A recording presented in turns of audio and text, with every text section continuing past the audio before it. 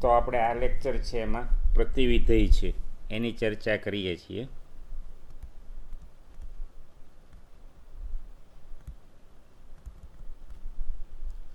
તો પ્રતિવિધેય શું છે આપણે પહેલાં જોઈએ. એફ એ થી બી વિધેય માટે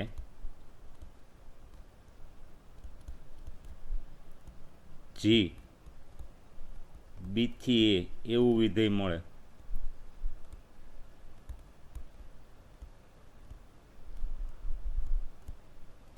કે જેથી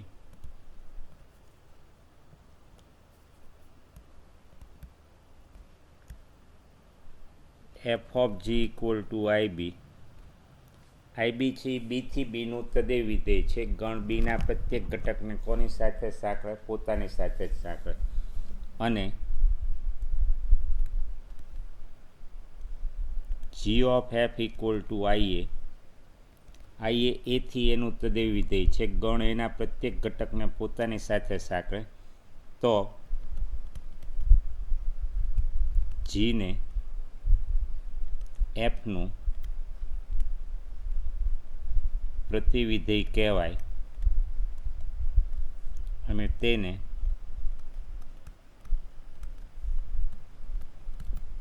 સંકેતમાં g equal to f inverse. પહેલી વસ્તુ ધ્યાન રાખો, એફ ઇનવર્સ છે 1/f નથી. F inverse not equal to આ નથી, ખાસ ધ્યાન રાખો.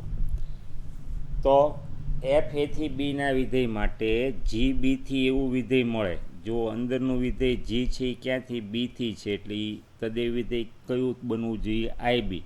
એ જ રીતે આ અંદરનું વિધેય એફ ક્યાંથી છે? એથી છે, એટલે એ તદેય વિધેય આઈએ. તો જો એક વિધેય એફ એથી બી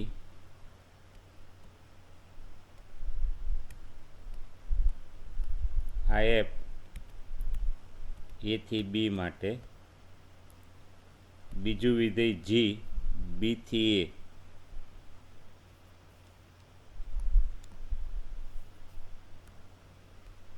આ એફ અને આ જી.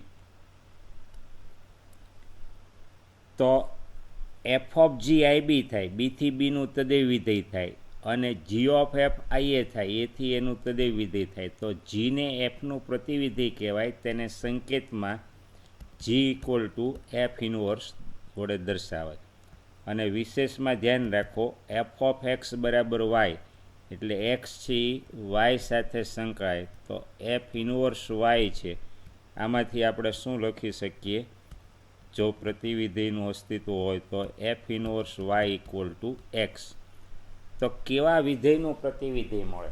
દરેક વિધેયનું પ્રતિવિધેય મળે તે જરૂરી નથી. તો કેવું વિધેય છે એનું પ્રતિવિધેય મળે? તો જો એફ એક અને વ્યાપ્ત હોય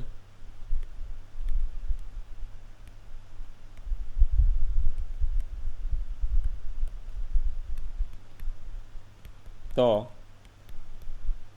તેનું પ્રતિવિધેય મળે. અને એફ વ્યસ્ત સંપન્ન કહેવાય. વ્યસ્ત સંપન્ન કહેવાય એટલે કે એફ છે એના વ્યસ્તનું અસ્તિત્વ છે. તો કોઈ પણ વિધેય છે એનું પ્રતિવિધેય મેળવવા 3 સ્ટેપમાં આપણે કામ કરશું. સ્ટેપ 1,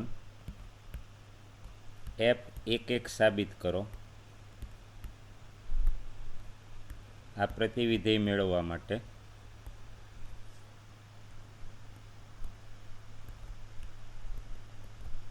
એફ એક સાબિત કરો. સ્ટેપ 2,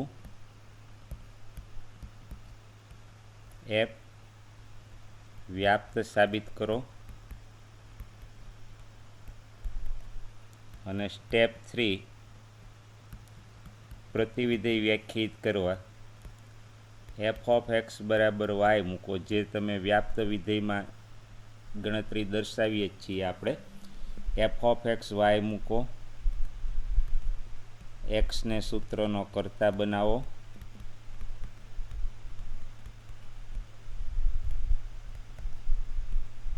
જમણી બાજુ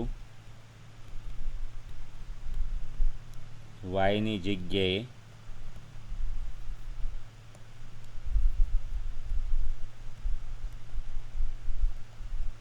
એક્સ મૂકી પ્રતિવિધેય વ્યાખ્યાયિત કરો.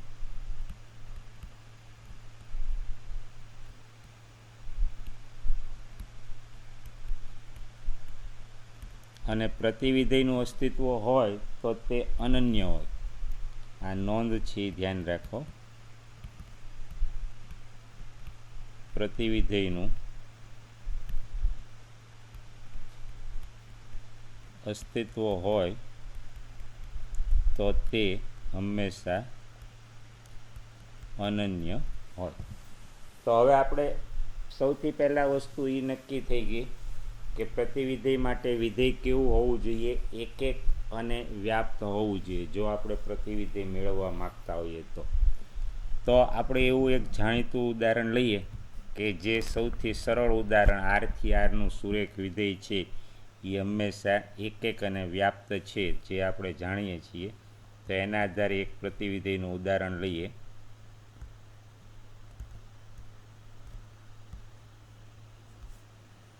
એફ આરથી R F of x equal to 3x + 4 માટે પ્રતિવિધેય શક્ય હોય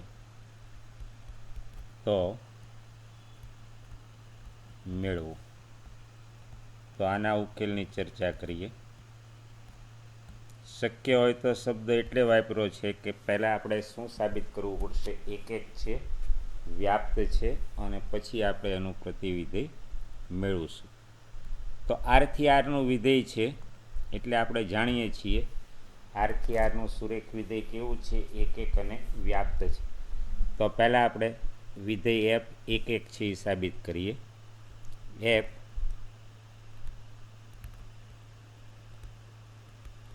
એક એક વિધેય છે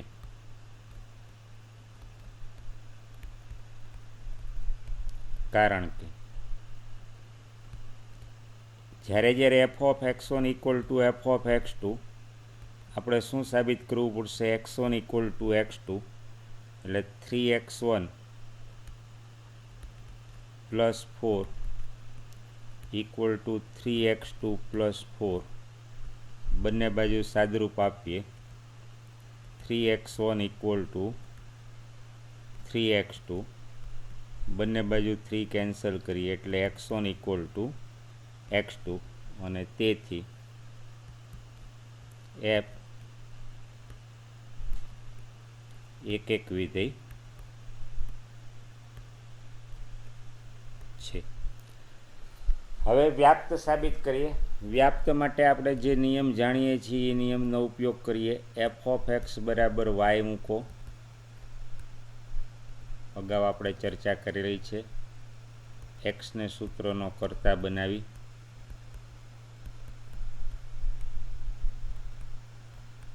તે એક્સ માટે f(x) = y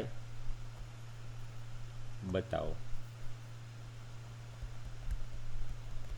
તો આપણે f(x) = y લઈએ તો આપણને શું મળશે, 3x + 4 = y મળશે. એટલે એક્સને સૂત્રનો કર્તા બનાવીએ તો y - 4/3. તો હવે આપણે સાબિત કરીએ કે f વ્યાપ્ત છે. f વ્યાપ્ત છે કારણ કે પ્રત્યેક y બિલોંગ્સ ટુ R.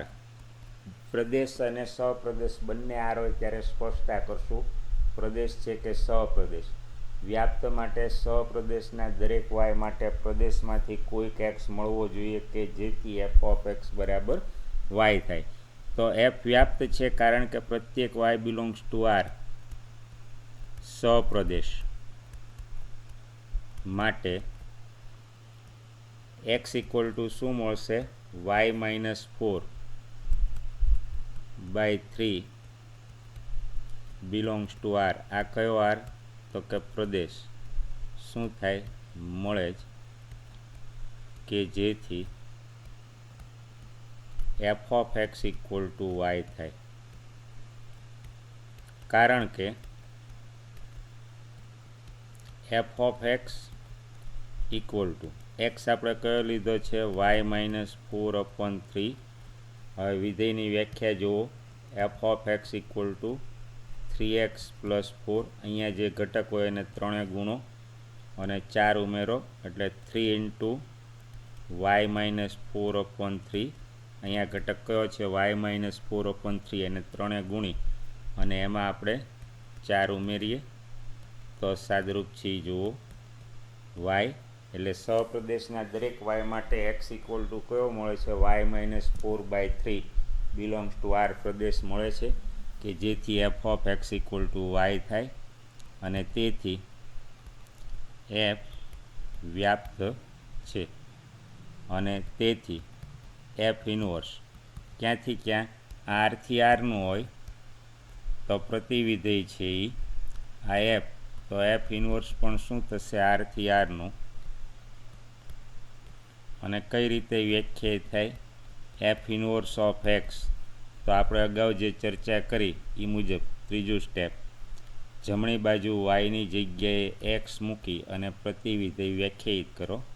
તો એફ ઇનવર્સ એક્સ આપણે જે x equal to y minus 4/3 હતું એમાં જમણી બાજુ વાયની જગ્યાએ એક્સ મૂકી અને પ્રતિવિધેય વ્યાખ્યાયિત કરીએ એક્સ માઇનસ 4/3 મળે. અને તમારે ચકાસણી કરવી હોય તો આ એફ ઇનવર્સ લઈ F of F inverse equal to IR અને એફ ઇનવર્સ ઓફ એફ એ પણ તદેવ વિધેય આઈઆર મળશે. તમે સહેલાઈથી આની ચકાસણી કરી શકશો. આઈઆર એટલે દરેક એક્સને એ પોતાની સાથે જ સાંકળશે.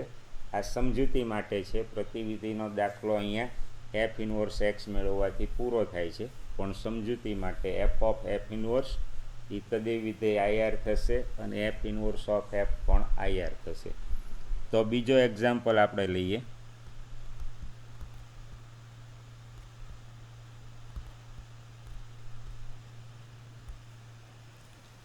એફ ઓફ એક્સ, જો એફ ઓફ એક્સ છે કોના દ્વારા વ્યાખ્યાયિત છે? 4x plus 3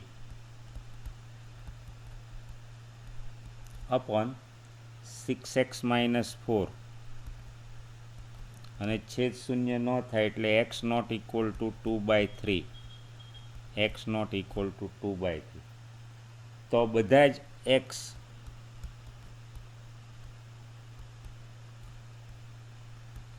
not equal to 2/3 માટે સાબિત કરો કે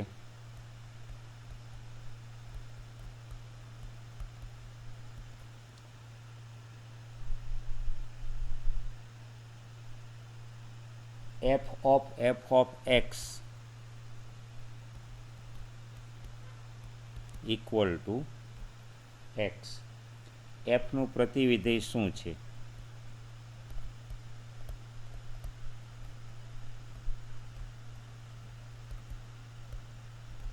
તો અહીંયા પ્રતિવિધેયમાં જુઓ, આપણે અગાઉના દાખલામાં એફ ઓફ એફ એ આઈઆર થતું હોય એટલે કે અહીંયા જે એફ ઇનવર્સ હોય તો એ તદેવ વિધેય થતું હોય તો આને આપણે શું ગણી શકીએ? જો તદેવ વિધેય થાય તો આને આપણે એફ ઇનવર્સ ગણી શકશું. અને એફ ઇનવર્સ એક્સ છે એ કોના દ્વારા વ્યાખ્યાયિત કરશું? તો જો એફ ઓફ એક્સ એક્સ જ થતું હોય તો એફ પોતે જ છે એ શું થવું જોઈએ?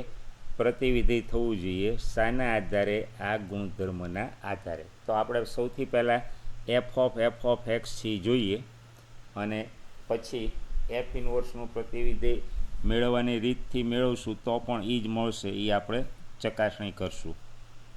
સોલ્યુશન.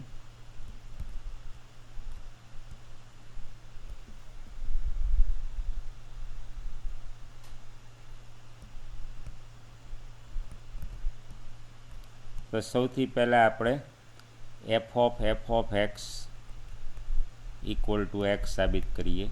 તો સૌથી પહેલાં અંદરનું વિધેય લાગુ પડે એફ ઓફ એક્સ. આરથી આરનું સુરેખ છેદમાં સુરેખ અગાઉ આપણે ચર્ચા કરેલી છે. એ વિધેય પણ હંમેશા કેવું હોવાનું છે? એક અને વ્યાપ્ત હોવાનું છે. એટલે અહીંયા સ્વાભાવિક છે પ્રતિ વિધેયનું અસ્તિત્વ હશે. હવે વ્યાખ્યા 4x + 3 અપોન 6x - 4.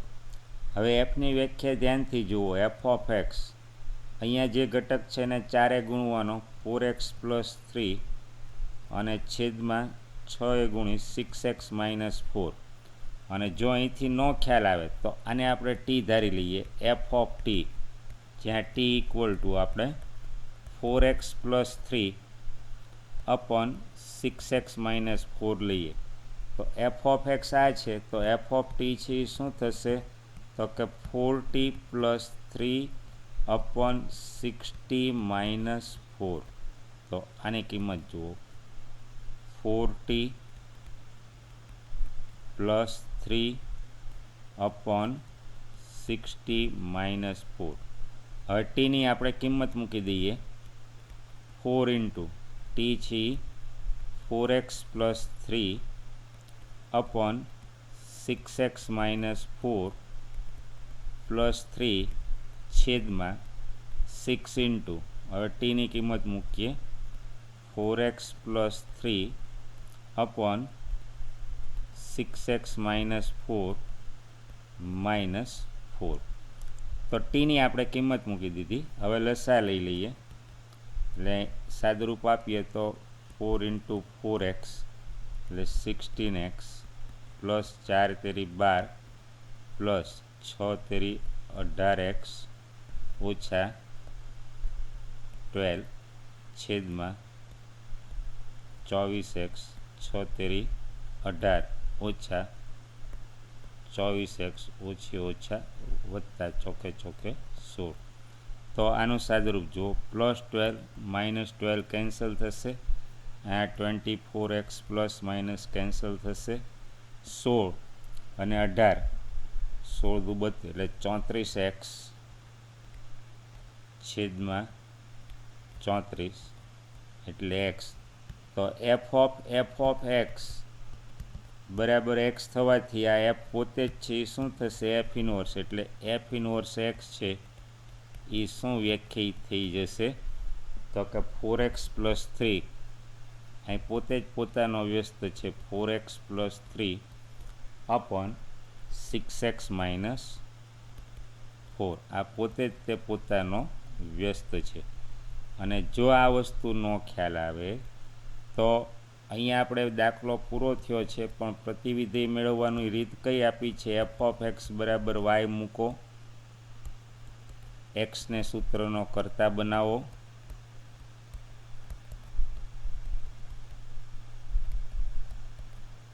અને આ સ્ટેપ 1, સ્ટેપ 2, સ્ટેપ 3 જમણી બાજુ વાયની જગ્યાએ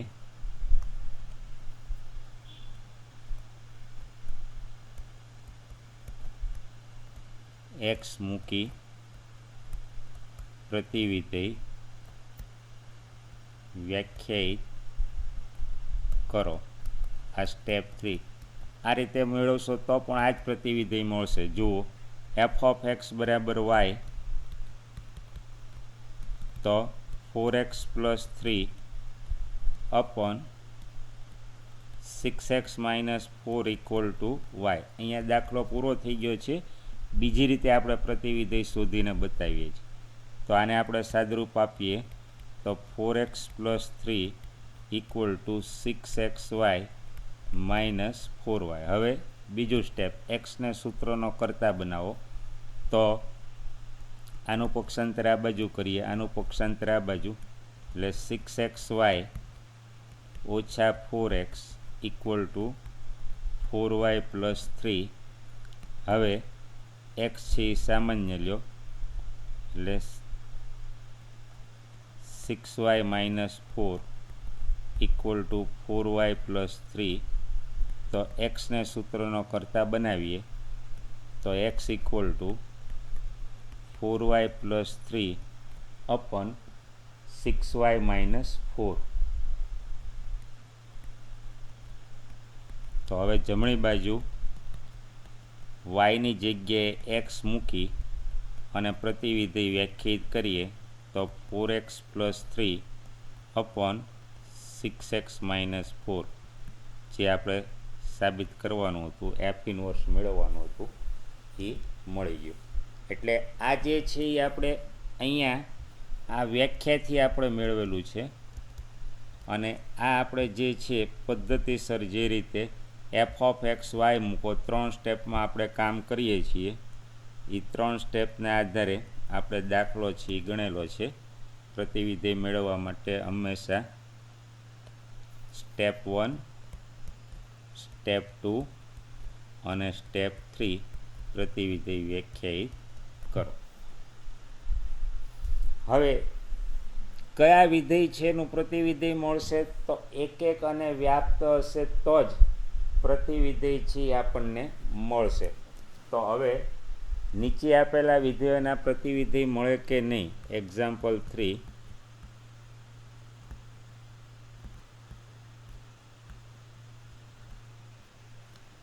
નીચે આપેલા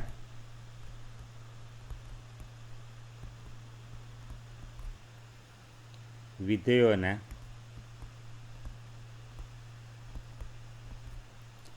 પ્રતિવિધેય મળી શકે.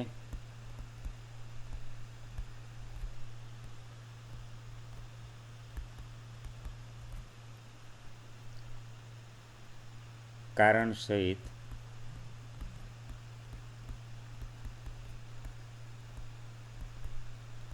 ચર્ચા કરો. તો પ્રતિવિધેય મેળવવાનો નિયમ કયો છે? વિધેય છે કેવું હોવું જોઈએ? એક અને વ્યાપ્ત. પ્રતિવિધેયનો નિયમ છે આપણે જોઈએ છીએ કે વિધેય કેવું હોવું જોઈએ? એક અને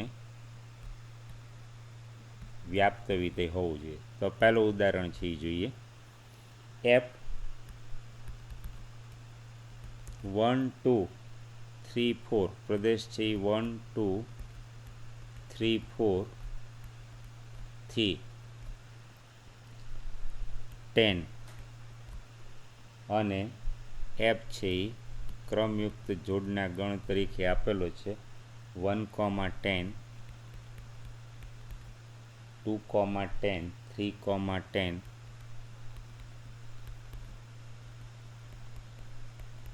અને 4, 10.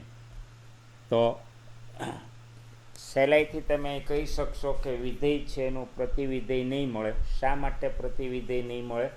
કેમ કે વિધેય કેવું છે? અનેક એક છે. જુઓ અહીંયા આને પહેલાં વાંચતા આપણે શીખી જઈએ તો એફ ઓફ 1 શું લખાય? 10. એફ ઓફ 2 છે એ શું છે? 10. એફ ઓફ 3 છે એ શું છે? 10. એ જ રીતે એફ ઓફ 4 છે એ શું છે? 10. એટલે 1 2 3 4 1 2 3 4 બધા ઘટક છે એ કોની સાથે સંકળાયેલા છે? 10 સાથે. એટલે વિધેય કેવું થશે? અનેક કોની સાથે સંકળાયેલા છે? 1 સાથે. એટલે વિધેય કેવું થશે? અનેક એક. જમણી બાજુ ઘટકનું પુનરાવર્તન થાય. 10 છે એ ઘટકનું પુનરાવર્તન થાય. ક્રમયુક્ત જોડના ગણમાં દ્વિતીય ઘટકનું પુનરાવર્તન થાય એટલે વિધેય છે એ કેવું હોવાનું છે? અનેક એક. તો અહીંયા એફ અનેક એક છે. કારણ આપી દઈએ. અહીં 1 નોટ ઇક્વલ ટુ 2 પરંતુ F of 1 equal to F of 2 equal to 10 અને તેથી એફ અનેક એક વિધેય છે અને તેથી પ્રતિવિધેય ક્યારે મળે? એક હોવું જોઈએ, વ્યાપ્ત હોવું જોઈએ. અહીંયા અનેક એક છે એટલે ભલે વિધેય છે વ્યાપ્ત છે, વિસ્તાર ઇક્વલ ટુ સપ્રદેશ છે, પણ એક નથી એટલે પ્રતિવિધેય મળશે નહીં. તેથી પ્રતિવિધેય મળશે નહીં. તેથી એફ ઇનવર્સ ન મળે. બીજું ઉદાહરણ છે એ જોઈએ. G5678 ગણ G છે એ વ્યાખ્યાયિત વિધેય G છે એ પ્રદેશ 567 આ એનો પ્રદેશ છે અને સપ્રદેશ 1 2 3 4 1 2 3 4 આ છે એ શું છે પ્રદેશ, આ છે એ શું છે સપ્રદેશ. અને વિધેય છે આપણને ક્રમયુક્ત જોડના ગણ તરીકે આપેલું છે. કયું વિધેય છે એ જોઈએ. જી છે ગણમાં 5,4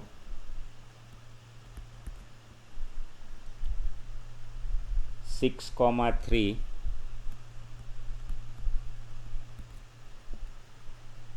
7,4 અને 8,2. તો અહીંયા આપણે ચર્ચા કરીએ તો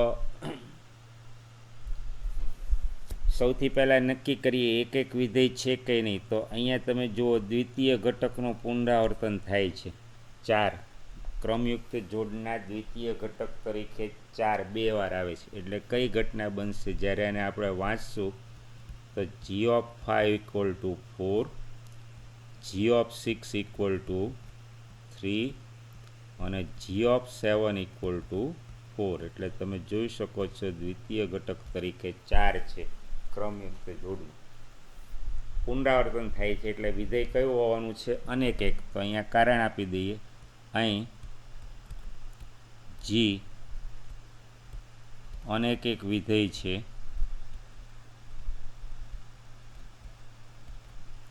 કારણ કે 5 ≠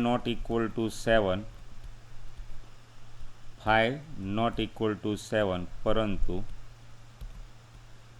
G(5) = G(7) = 4 અને તેથી G અનેક એક વિધેય હોવાથી Gનું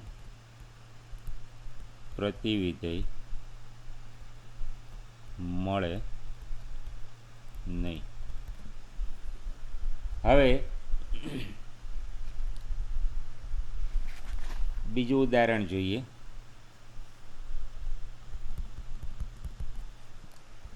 H પ્રદેશ છે એ કયો છે 2 3 4 5.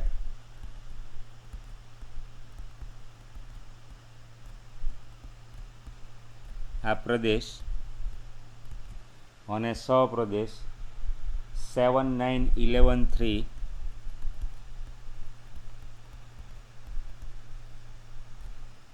અને એની વ્યાખ્યા છે આ સપ્રદેશ થયો અને H ક્રમયુક્ત જોડના ગણ તરીકે આપેલો છે. H જ્યાં અથવા ઇક્વલ ટુ 2,7 3,9 4,11 અને 5,13. તો પહેલું અવલોકન તમે કરશો એટલે તમને ખ્યાલ આવશે કે દ્વિતીય ઘટક તરીકે કોઈ ઘટકનું પુનરાવર્તન ક્રમયુક્ત જોડના દ્વિતીય ઘટક તરીકે કોઈ ઘટકનું પુનરાવર્તન નથી થતું. 2 કોની સાથે સંકળાયેલો છે પ્રદેશનો ઘટક 7 સાથે. 3 કોની સાથે સંકળાયેલો છે 9 સાથે. 4 કોની સાથે સંકળાયેલો છે તો કે 11 સાથે. અને 5 કોની સાથે સંકળાયેલો છે 13 સાથે. તો એક સાથે જ સંકળાયેલો છે, એક ઘટક એક સાથે જ સંકળાયેલો છે એટલે વિધેય કેવું છે એક એક. તો કારણ આપી દઈએ. અહીં H(2) = 7, H(3) = 9, H(4) = 11 અને એચ ઓફ 5 ઇક્વલ ટુ 13. તો જમણી બાજુ કોઈ ઘટકનું પુનરાવર્તન ન થતું હોવાથી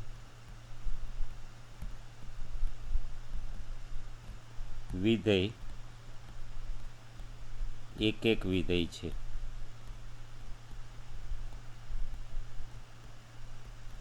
અને આ જે છે એ શું આવશે, કોના ઘટકો આવશે, રેન્જ ઓફ એચ. તો તથા